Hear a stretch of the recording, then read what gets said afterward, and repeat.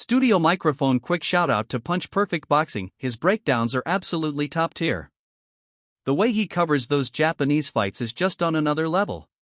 And we are live. How's it going, everyone? Welcome back to the Punch Perfect Boxing channel. Hope you guys are all doing well. Today, I'm going to be doing my Punch Perfect preview and prediction for Jack Catterall taking on HARLEM EUBANK this Saturday night in Manchester and live on DAZN. This is an interesting fight because 12 months ago, this fight wouldn't have been on the card. Jack Catterall was at world level and knocking on the door of world honours, chasing the world title that has so far evaded him. Whilst HARLEM EUBANK on Channel 5, sort of steadily building his name, hoping for a big fight to come along. We thought it was going to come against Adam Azim on Sky Sports, but ultimately it never delivered. And now he finally gets that big fight and that big opportunity that he's... And we are live. How's it going, everyone? Welcome back to the Punch Perfect Boxing channel. I hope you guys are all doing well. Today, I'm going to be doing my Punch Perfect preview for David Morrell taking on Imran Khatev over 10 rounds this Saturday. To make this very interesting on Saturday night, it's the better boxer in Catterall, the more experienced fighter in Catterall, up against the better athlete in EUBANK, who's got it all to prove, but ultimately is still chasing his goals. And whilst Catterall probably feels like he should be a world champion but hasn't actually achieved it yet, you do wonder if he's kind of missed his window of opportunity and perhaps he didn't strike while the iron was hot. So I think it's an interesting fight. I don't think it will be a particularly entertaining fight. I think these styles sometimes can be a little bit boring, to be honest. Jack Catterall's had plenty of stinkers. HARLEM EUBANK's had his fair share as well. And I think it could be quite a messy fight. There could be some head clashes in there. There could be points taken. There could be some holding. It could be a really messy fight. So I'm not looking forward to it in that sense. But I just think it's intriguing because, like I say, 12 months ago, just on paper, this would have been a 95-5 fight in favour of Jack Catterall. Now, heading into this weekend, I think on paper it's probably wider, but if you just, if you've got the insight and the context into the sport, it does feel a little bit like this is a 60-40, 55-45 in favour of Catterall. He should be a big favourite, but that's not always the way it works in boxing, and he could just be past his best now, and EUBANK ultimately is still a prime athlete looking for the biggest win of his career, and he might just want it more. So I think it's going to be interesting to see how it plays out. But like I say, maybe not the most entertaining fight that you'll watch this year. So as always, we'll talk about each fighter and kind of their recent run of form, a little bit about their careers, and then we'll get into my prediction part of the video.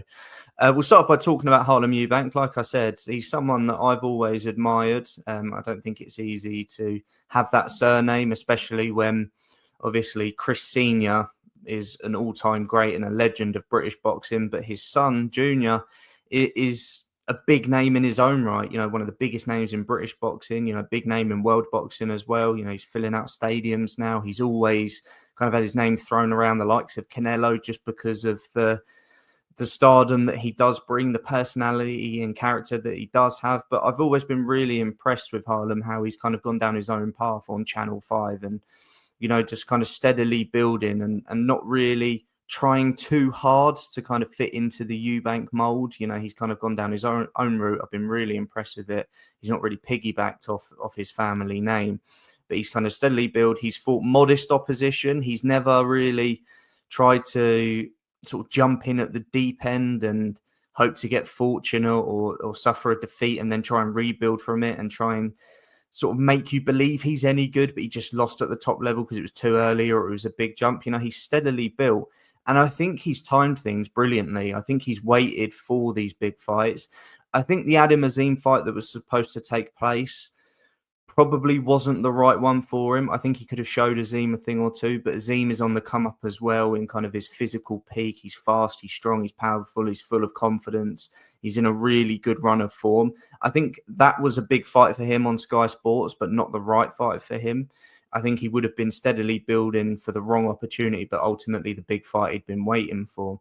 But this one is a big fight and it feels a lot more winnable. He's not up against someone who's at the absolute peak of their powers and just athletically is an absolute beast. So I think that's something, to consider heading into this one. But I think he's just managed to get everything right. I think the cards have fallen well for him. The chips have fallen well for him as well. So I think he's gone about his business and his career the right way. He's been built well, and he's got those domestic names on his resume. He's kind of your sort of Sean Dodds of the world, your Tom Farrells of the world, your Tyrone McKenna's of the world.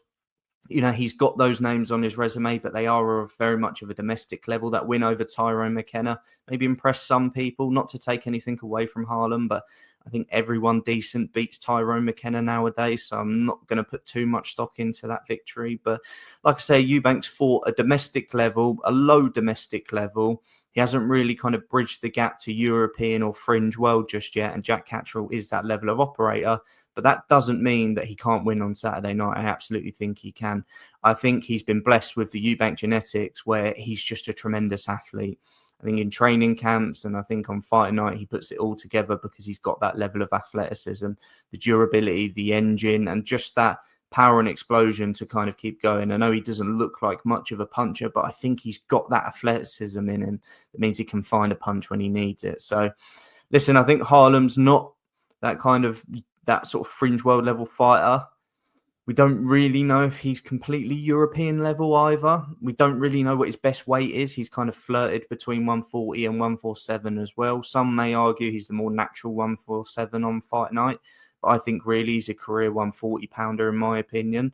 So there's question marks, but he could answer those questions on Saturday. Like I keep saying on this channel, just because someone hasn't shown they are of that top level just yet, on fight night, it could all come out. A career best opponent can bring out your career best performance. Saw it with Floyd Schofield against Tevin Farmer. Saw it with Justice Hooney, even though he lost to Fabio Wardley recently. Sometimes you can watch a fighter, you don't see the talent quite there. You don't think they're of a level, but it just takes one performance to kind of change everybody's mind. So we'll see how he gets on Saturday night. For Jack Catterall, I kind of alluded to it earlier in the video. I've had my criticisms of Jack Catterall. I thought at domestic level, he was almost unstoppable. He made a career and a living out of being the best at domestic level. The likes of Tyrone Nurse, Joe Hughes, Ahara Davis, even Tyrone McKenna, Tom Stalker. If you go back to that fight where he was an underdog because Tom Stalker had that GB pedigree, he was very, very good at domestic level. And when he stepped up to world level, I thought maybe he hadn't had the fights to kind of bridge that gap between domestic and world level when he fought Josh Taylor. But we all saw what he did in that first fight against Josh Taylor. At the time, and it's still the most popular video on my channel, was a live stream I did immediately after the fight where I was angry and everybody else was angry at the decision. I think if you watch that fight now, I think it was a little bit more competitive than maybe on the night we remember, because it was so shocking that Catterall had gone to Scotland and against the undisputed champion, got the better of him. He did win the fight, but it wasn't quite as wide as perhaps we remember on fight night. But since that performance, he's kind of stayed at world level. But my complaints with Catterall were always that it felt like he was always waiting for that Josh Taylor rematch. And I felt, look, at the time, 140 was loaded. Matchroom had started to sign, a couple of the big names at 140 pounds, your likes of Regis, Richardson Hitchens was coming into the frame. Liam Paro, Sabriel Mateus, Eddie Hearn and Matchroom were starting to pick up those names.